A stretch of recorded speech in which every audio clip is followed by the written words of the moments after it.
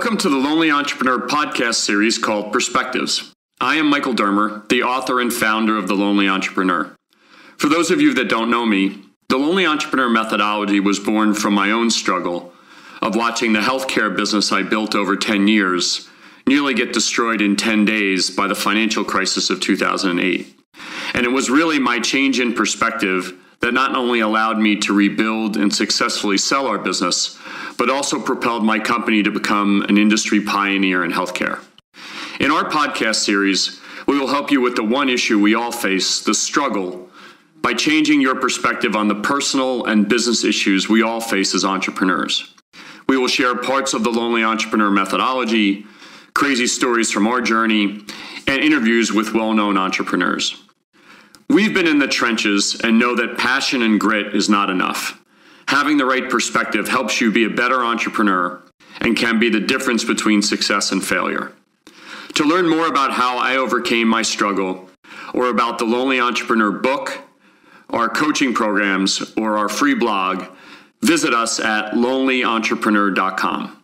And remember, the difference between success and failure is your perspective. I hope you enjoy this episode. In this episode, we're thrilled to have had the opportunity to interview Steve Madden, the iconic shoe designer that has now built the Steve Madden brand far beyond shoes. But perhaps more importantly, no one knows more about the struggle and achieving success in the face of the struggle. We hope you enjoyed the interview with Steve and his perspective on overcoming the struggle. So go ahead, shoot. This is all about helping entrepreneurs with the struggle. That's appealing. I mean, you are the guy. I mean, you can look nationwide. Yeah. Forget about it, throughout the world. Yeah. So, again, I always felt that way, even as a kid, that I was an entrepreneur. I was wondering, it's an interesting subject. There's a lot that goes with it. Yeah. And so after I sold my business, somebody said to me, being an entrepreneur is really lonely. And I was like, and it almost destroyed my relationship with my brother. And because you're an entrepreneur. Because I was an entrepreneur, had family money in it. But the only reason I wrote this book is I was coaching these entrepreneurs, and the struggle was crazy. Yeah, it's lonely. But then Steve, you go to your story, which is on another level. Yeah. So we're doing a documentary's coming out in about 2 months. We're almost done. On what? On me. On the story, Steve Madden's story, the shoes and me and prison and out of prison and everything. Listen, it's a pretty crazy story. It is an out of control. We have at the end of the day, I started with $1,100, legit, really. So would you mind taking me back? Because I've seen you interviewed 100 times, and I know all the normal cliche stuff. Yeah. But this is great. What is this? This is a microphone. So you have a show, a radio show, or? So we've got websites, coaching programs. The book just came out. Mm-hmm. So go ahead, shoot. But the thing is, there are entrepreneurs out there that for them the struggle is everything, and you've been there. So. I don't obviously there's the stuff people usually talk about. I want to talk about the struggle. So take me back to age 16, right? You're in the store. So what made you know? Because the first struggle entrepreneurs have is the confidence to know they can do something. Wow. What made you know when you had the shoehorn hanging out of your pocket that you had, because you're just a kid, right? Yeah. I went to work at a shoe store, and I knew, of course you have the hindsight of looking back, 40 years later. And, but it was something about it. There was something going on in the store. There was something there. And I think it had to do, and I've told this story many times, but,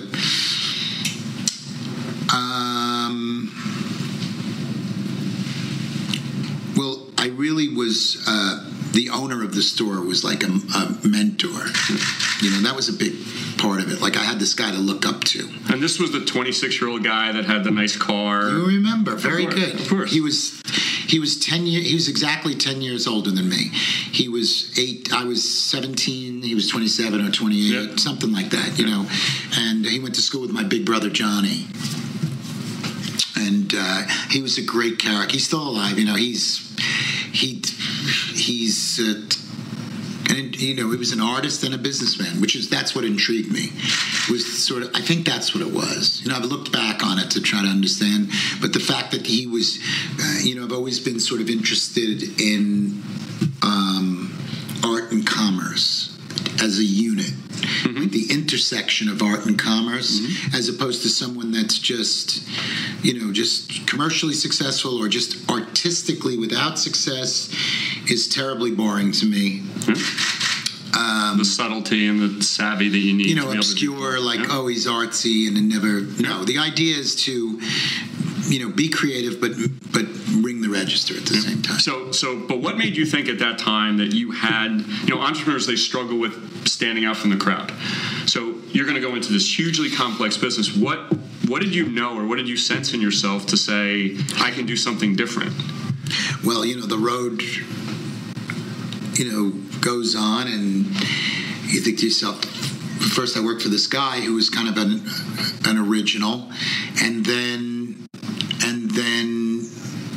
I guess somewhere it was planted in me, if this guy could do it, and he was young, then I could do it. But didn't people say to you, there's lots of shoes out there? Like, what made you think you could do something different? Or did you just notice things when you were stocking shelves? You're like, I could make that better.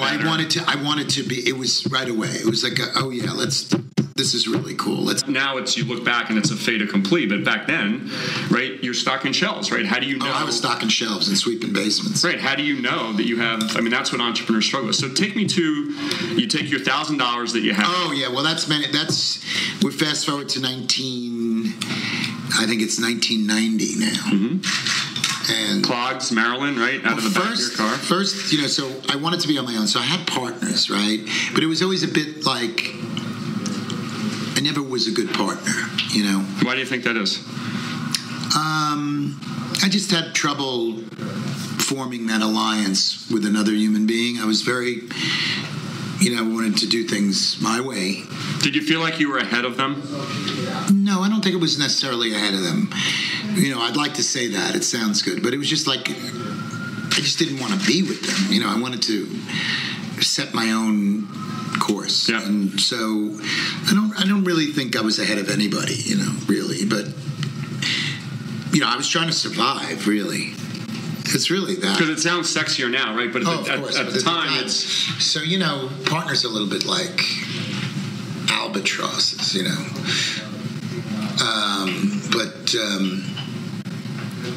Then, of course, it's different today. I love partnerships today. But, of course, I'm in a different place now. Yeah, of course. Now it's different. Now I'm older, and I need people to help me.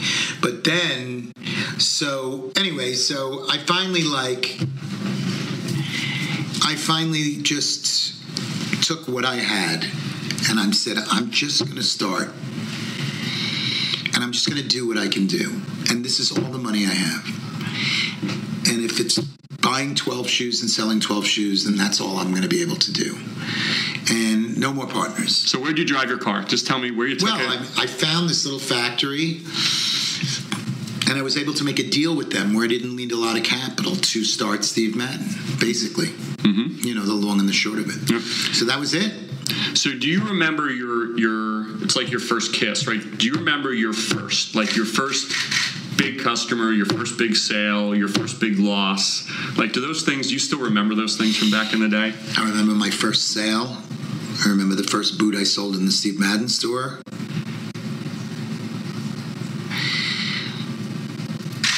I remember my first shoe show on my own. I do. I remember all of that. Failure, I don't remember as much. I've had some disappointments. Getting indicted, going to prison was a disappointment. Getting divorced was a disappointment, but that was later on. Yep. No, one of the things I just keep, you can keep doing better. You can make mistakes and just keep moving on and try to learn from your mistakes. Not to sound corny, but I have done that. I've made some whoppers, But you talk about the Winston Churchill quote, right? About when you're going through hell, you just keep going. I can't, the struggle for us is, okay, put my money into it. I might not make payroll. That saying helped me so much. Yeah. When you're going through hell, keep going. You got to keep going. Got to keep putting one foot in front of the other. Entrepreneurs don't experience on the level you experience it, but to them, sometimes it feels that way.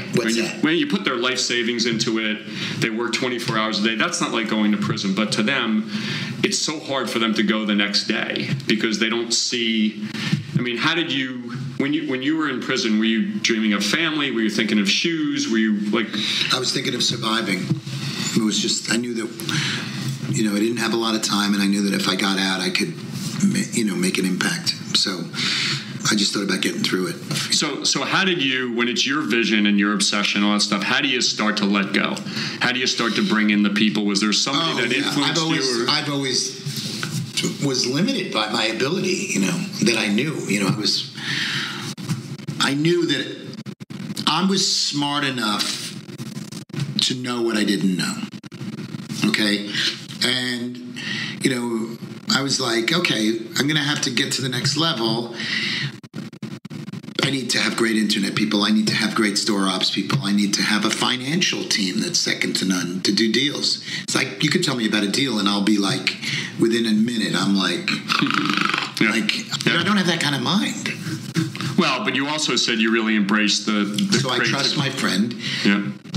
So ultimately, I'll say, make the decision. I mean, so I do what I can do, but I have the kid that runs the company today, CEO. Mm-hmm. I have a 39-year-old kid. Started when he was 34. He was a banker. He came to me. And he's amazing, this guy. He's amazing. He's the CEO. Most people that have the vision you've had can't make that leap. Oh, my God. Well, I've gotten lucky, too.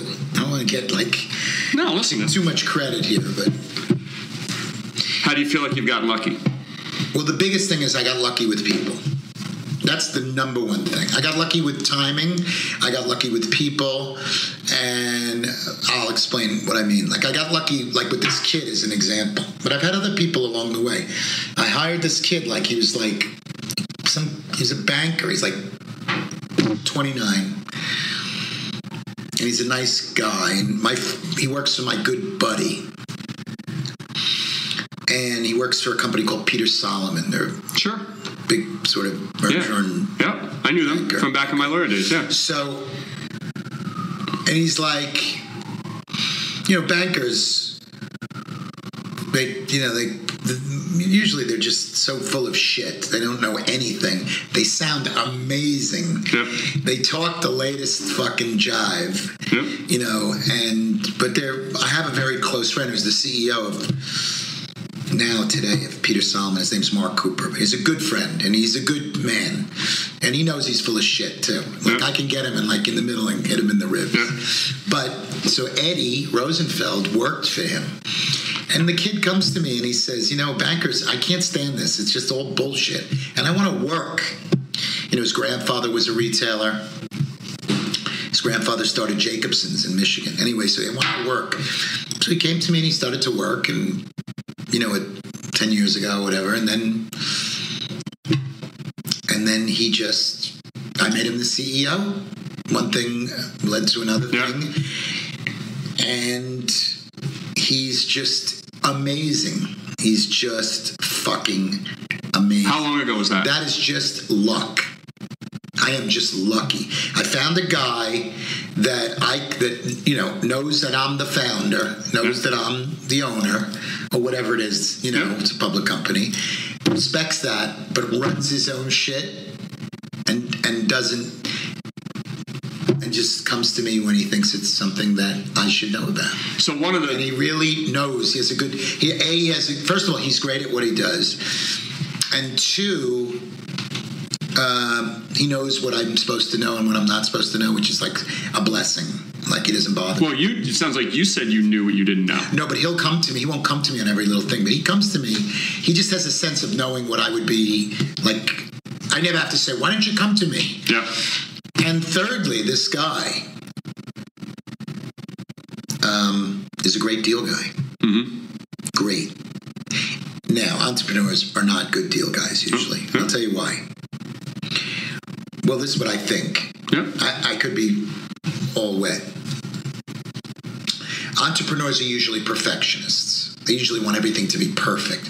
And they're notoriously will wait to the last minute to pull the trigger on everything. Do it over and over and over and over again. Yes. Yep. And you can't do that with deals. You have to be able to, like, the best deals happen, I would say, you have to pay more for the things you want to buy than you're willing to. And you have to sell things for less than you want to, and that's not in the entrepreneur's wheelhouse to do that. Well, it's their baby, right? You know, whatever it is, you know, and so Ed doesn't have anything. We've bought, like, you know, we've done like 10 to 15. I don't know how many, but I want to say 12, 15 deals. And they've been pretty successful. And he's taken the company to another level with those deals. So I only get credit for hiring him. Listen, that's what you're supposed to do, right? But so our company has a whole other depth besides this guy with the baseball hat making these dope shoes for kids. Right. The company has a whole other depth level because of the people that I hired. Given some things that have happened in your past around trust, is it hard for you to trust? I would think it's a struggle to trust. That's a good question. You know, it is, but I still trust. I still trust too much people. I like give it away, you know, because I love to do that. I've been fortunate. I've been unfortunate in some things. Look, this was vis-a-vis the Stratton thing. Yep. It was an unbelievable situation. It's just an unbelievable. Can't even imagine. You can't imagine. You cannot fucking imagine. You know what entrepreneurs say all the time is, unless you know what it's like to sit in my shoes, that's for just their little individual business. I cannot imagine. Well, imagine if you never had any money and these guys come along, like, whew, and I'm like running this little business, and they're like, well, we're going to get you $6 million. And you can understand, 600,000 first. 600, 6 million. That was the steps. 600,000. Yeah. It's like monopoly money at that point. I never had a bankroll of more than $20,000 in my life. What did your dad do? My dad was in the textile business. What do you think your dad made as a salary when you were growing up, if you had to guess? I know what he made. My dad, probably his biggest year was straight comp without, you know, maybe some stuff that they did on the business. He had three other partners. I would say the most he ever made was $80,000. So $600,000 must have seemed like winning the lottery. So they come to you and say it's $600,000 and $6 million. Bridge loan, and then we're going to give you $6 million. Like, whatever. Yep. And then first of all, there's so much action over there. So I'm starting my business. Then my friend has got this Stratton Oakmont and this character named Jordan Belfort, who's the most charismatic. Yep. He's an entrepreneur. Yep. He's just a little crooked, but he's a great entrepreneur. Yep. He really was. Yep. You know, we went different ways. You know, he told on me, and you know, he's a tough guy. But forgetting all that, we're strictly on to this. He's a great entrepreneur. But how do you, like, the point is, like, how do you, entrepreneurs, they have founders, they have people, they have investors, they don't know who to trust. How do you trust at this point? I mean, you've gone through this childhood friend, right? That, again, it went a certain way, right? I can't imagine. Anyway, the amount of money was amazing. I'm running this little business. They're getting me money. We're thinking that we're in bounds. You know, the stock's tripling in one day. I'm getting new issue. Yeah. And, you know, I got caught up, raised the money, and they took me public. No one would have taken me public. But out of all the companies, we were the only real company. It turned out they're all out of business. So when you go back and you look at that whole, I mean, I could sit here and talk to you hours about it. When you look at that whole experience, what was the loneliest day and what was the happiest day? You mean with Stratton? No, just in general? Just the whole thing. The journey? The journey. Well, I would say that without, you know, taking out my children being born, you know, that stuff. Because, of course, you have to say that. Otherwise, people think you live here. But, you shouldn't have to include that because it's not a fair question. Because people throw it in. It's like the perfunctory answer. Yeah. Of course, it's true. But,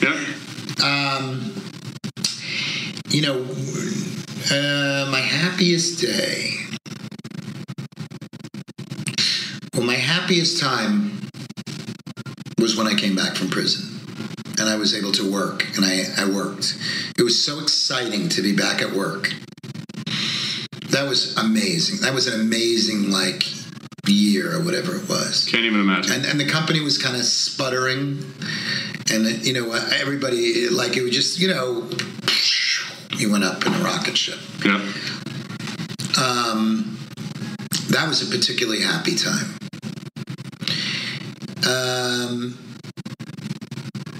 Losing people is unhappy. I've lost some very key close people in the last 2 years. I lost 3 people that were very close to me. 1 died, and 2 kind of nervous had breakdowns or whatever. They sort of just melted down from the stress. Yeah. And didn't come along for the next chapter. So why haven't you melted down? I mean, anybody in your situation, Steve, I have melted down 100 times. I bounced back very quickly. But why? Why do you think that is? Because there's a lot of people that wouldn't have. A lot of it has to do with being sober. A lot of that I attribute to the strength of my recovery from addiction and alcoholism. I draw strength from that whole process. That's one thing. It's also my nature to bounce back from calamity. So why do you think that is? I mean, where do you think that came from?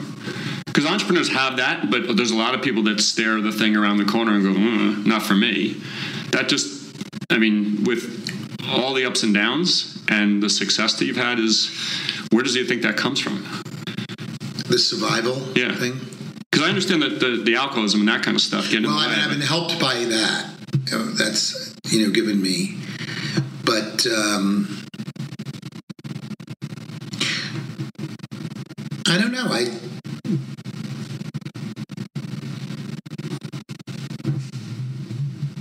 I suppose that I was going to say I'm very optimistic, but I'm very pessimistic too, at the same time. Yeah.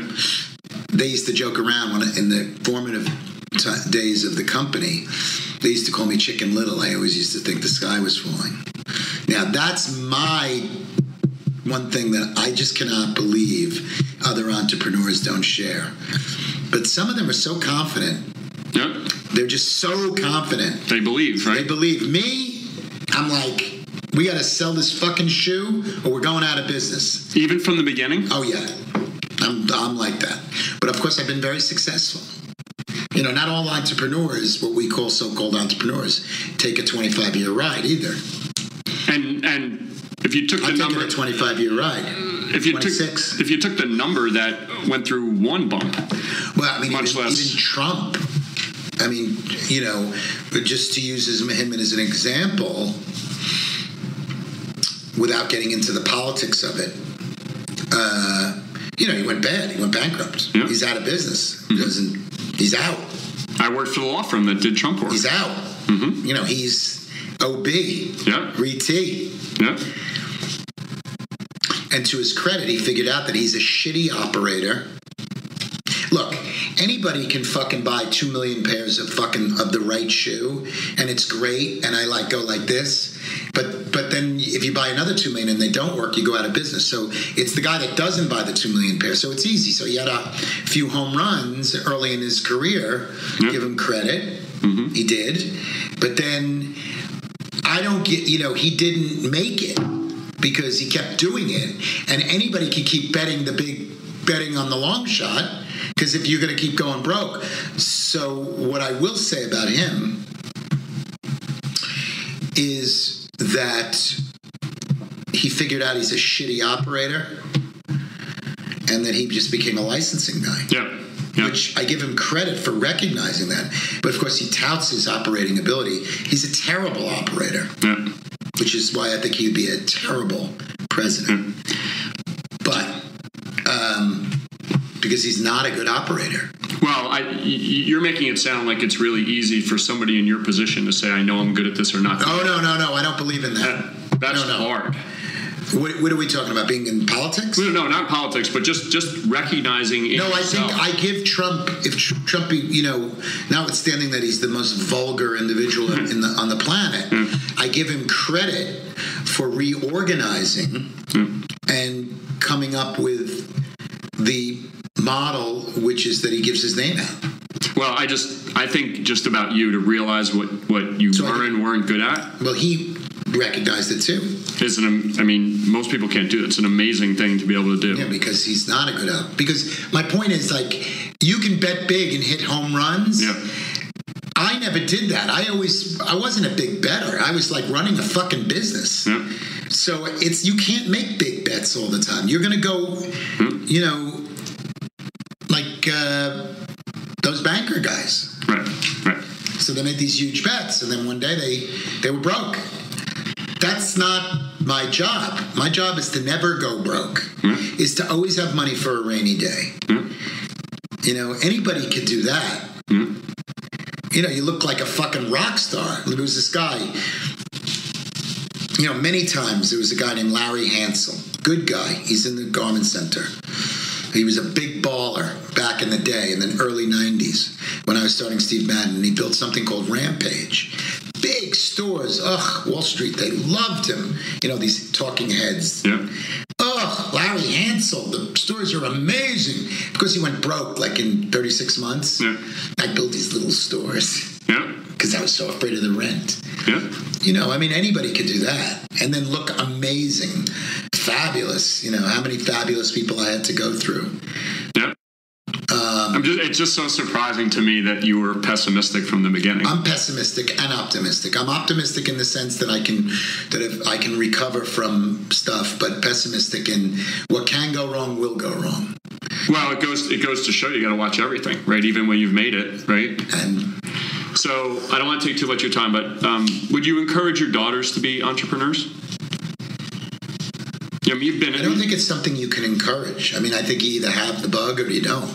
It's some sort of self-esteem proving thing. Entrepreneurs, it is lonely. You got it. You really nailed it. I don't know. I'd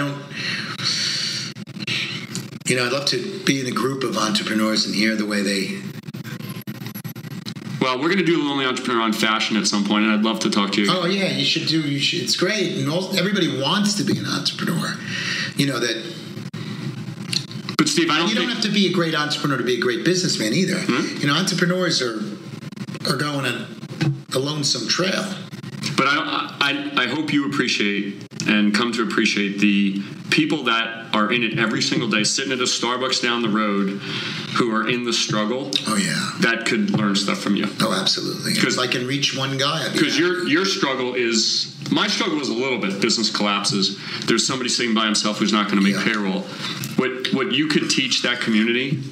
no one will know what it's like to sit in a jail cell. Nobody know what it's like to see your baby and other people do it. So anyway, I don't want to take too much good. time. I really enjoyed meeting you. The Lonely Entrepreneur. It is a lonely thing. Thank you for listening to this episode of Perspectives, the podcast series from The Lonely Entrepreneur. You can find this episode and the show notes at lonelyentrepreneur.com/podcasts/Steve Madden or at lonelyentrepreneur.com in the menu section entitled Podcasts. Our goal is that each time you interact with The Lonely Entrepreneur, you gain a perspective that helps you become a better entrepreneur when you go back to your desk that day. To do that, we provide a series of tools at lonelyentrepreneur.com. You can sign up for our free blog and receive 10 key perspectives and a daily perspective of the day. The Lonely Entrepreneur book is available at lonelyentrepreneur.com and on Amazon. And for those of you interested in our coaching programs, we offer a series of programs ranging from do-it-yourself programs to one-on-one coaching. Thanks again for listening, and remember, the difference between success and failure is your perspective.